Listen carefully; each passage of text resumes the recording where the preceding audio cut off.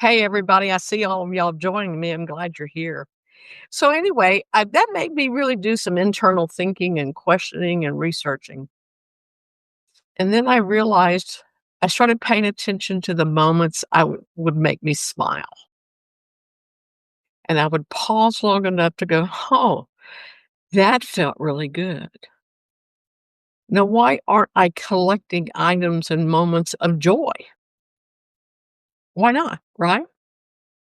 So I kind of practiced that for a while. And a moment of joy can be the little dog, that I used to walk, and the crazy way she wiggles her rear rear rear end when she's excited. That made me laugh and giggle. It made me feel happy and joyous. So what I started doing was not listing gratitudes and not listing the event that made me happy. I started listing how it made me feel. Only adjectives. I'd write down noon, January 2nd. Warm, cuddly, silly, and then go that's all I write down. I mean, it's so important to me that I designed a whole thing called the Joy Ledger that if you wanna get it, it's on Gumroad. It's not an ungodly price, it's very affordable.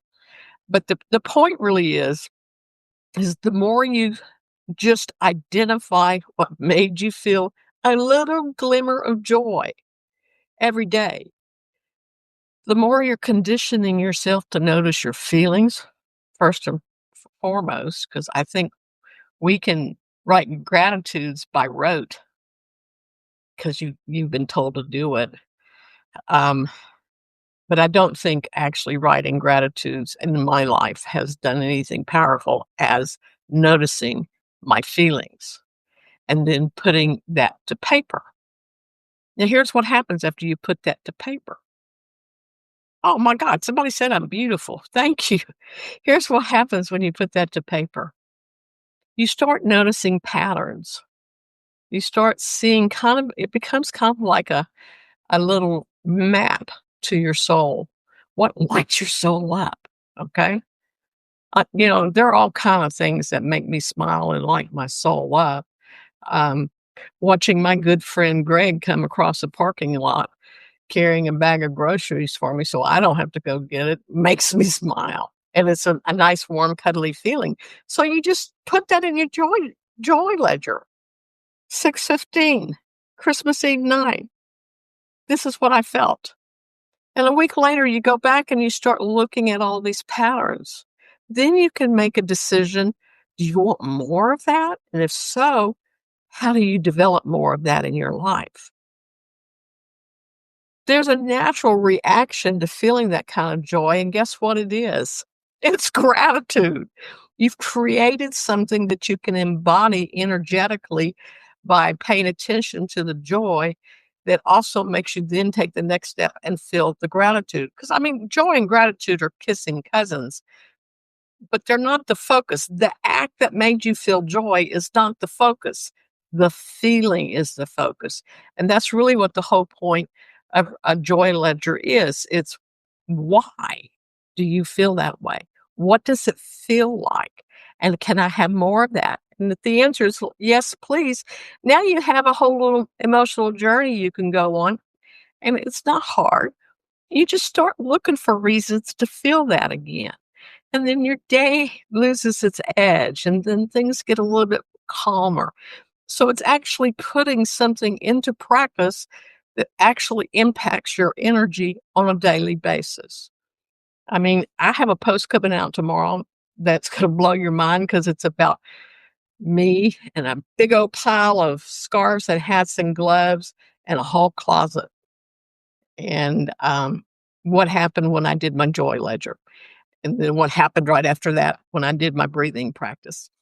And I hope you guys will stick around and read it because it's an interesting post and it's all true. It happened to me today. Do you have any questions about writing in the joy ledger? You're more than I'm going to hang out for a little bit. It's we've only been here for 6 minutes, so if you have any questions, or I know somebody last time I did this asked me, how do you trust your intuition? And I really do wanna do a whole video just about that because that's definitely something you can train yourself to do. And I have the tools and the resources to help you train yourself to trust your intuition or what I call my soul. Does anybody have any questions? Hello, everybody. Y'all are quiet tonight. Nobody has any questions? I'll wait a few more minutes. Everybody have a good holiday, or take a break off, or no holiday. You might have been like me. Oh my God. I live in Virginia and I had to catch a plane to get down to Houston, Texas to my youngest girl's family. Glad I did it. Glad I'm home. um, these days, the airlines have us as captive little animals. Like we're captive in the airport for 7 hours on one leg of the trip. The only thing good about it is I have my T-shirt on that says, "We don't retire, we rewire." And young people wanted to ask me what that was all about. So, yay, that was kind of cool. I was glad of that. Hey, Deanna, do you think the outcome of the joy ledger is similar to what the gurus say gratitude journals achieve? No, I do not. No. Um, you weren't here at the beginning, and so for some of you, I'll repeat this and hold on. Um, the the intention, I did gratitude journals for 20 years, and I can only tell you, no, I don't feel it's the same way, Deanna, because I never created the dynamic of energy and feelings that I have now. I never got that writing those gratitudes. And let me tell you, sugar, I wrote 5 different things every day for 20 years. And I just kind of put it all down. I put the pillow for meditation away. I said, I'm not doing this anymore. I've not seen any appreciable differences other than my hard work and physical labor. And that was a little bit for me. Okay. I had to really stop and think about some things. And the more I learned about regulating my nervous system, the more I learned about, and this was because I did a deep dive research. The more I learned about a certain breathing practice that helps me with that. And then I realized that I enjoy telling people about the joy that I experienced.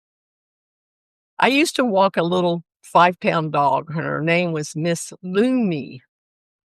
And I'd be walking around downtown, and it was just fun to share something joyous that had just happened with another neighbor. I'd be talking to somebody else and saying, "Look at the look at the joy on that child's face, and look at the joy on that husband's face helping his wife walk her creek." All of a sudden, we all started noticing that it's really kind of nice to collect moments of joy. And that's kind of where it all started. It's like, wow, I like this. This feels good because here's why. When you take the time to write down 2 or 3 adjectives for that moment of joy, what it made you feel like, and there's no right or wrong answer, but when you write it down, write it down, then it kinda imprints your nervous system, and it tells your body, "Ooh, this feels good, we want some more of this." Because remember, you're in a conversation with your soul, your ego, and your body, your nervous system. So you're writing all this down, and it's kind of becomes anchors about what you really want to develop in your life. But how do you know if you don't pay attention to what it is you're feeling in the moment? Because the moments can go by real fast. But how do you know if you don't stop and go, oh, and you kind of roll your eyes around and you look up and look around and go, that felt exciting. That felt good. That felt sweet. That felt kind. The adjectives are endless the way you can describe a moment, but the point is to describe them in longhand, not on your phone and not on your computer.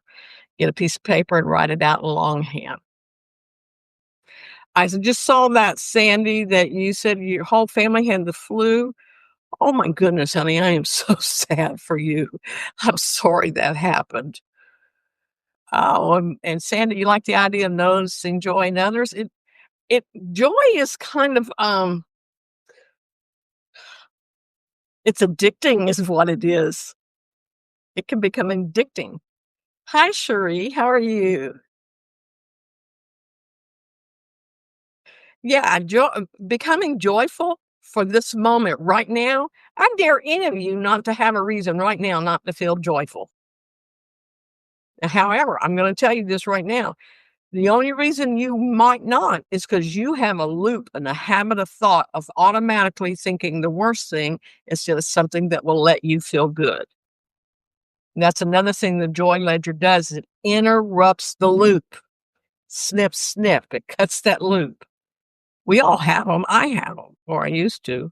They're not very active with me anymore. But yeah, we used to. Hi, Susan. Yes, I did notice that in the chat today.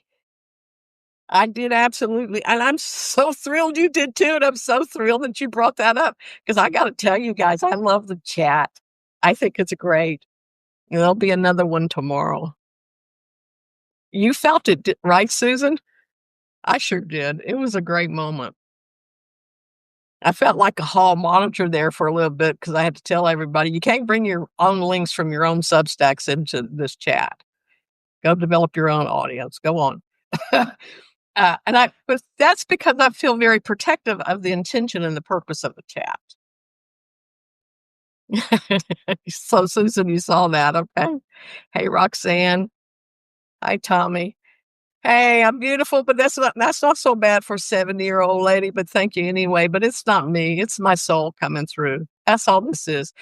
Y'all are responding to a face of a woman who lives in service to her soul, not her ego, not her personality. Everything I do is in service to my soul. Everything I write, every post, every note, every guidebook is because I've been told to do it. And I, I what a great way to live. It makes me happy. Same thing with the art back there. Okay, any more questions? Oh, 13 minutes on a Friday night. There's 46 of you here. Mercy me. Anybody else want to know anything else about living a soul-led life? Hey, Sandy, thank you. That's sweet. All righty then. As I say in broadcasting, you can't have dead air. And right now, if I don't have a question to answer, I don't really have anything else to say other than go to my profile page and check out my new logo. I'm kind of excited about it. Oh, Deanna, what do you want to ask? I'll hang out, baby. I don't have anything else to do right now other than wash the sink of dishes. You know what they say about dirty dishes? They're very polite. They'll wait. You want to talk about something, Deanna? Ask me your question, sugar. I'll wait for you.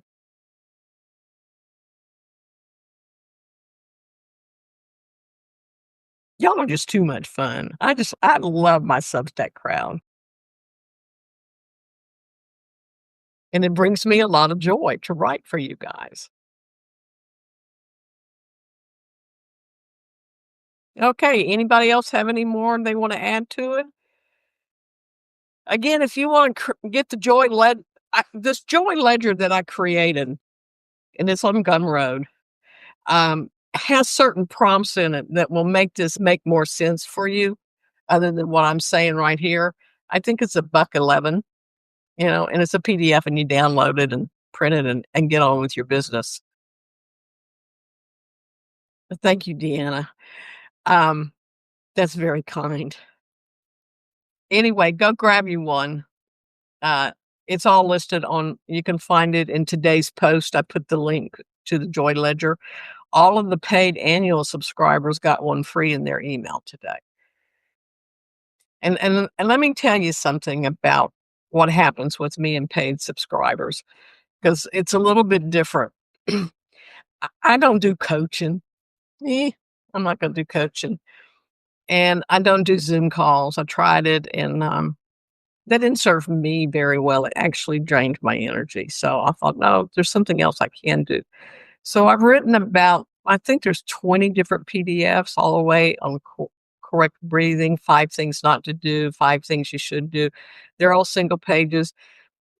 And when someone joins as a paid subscriber, as an annual paid subscriber, I shoot them off some PDFs as my thank you, so you don't have to go out and buy them.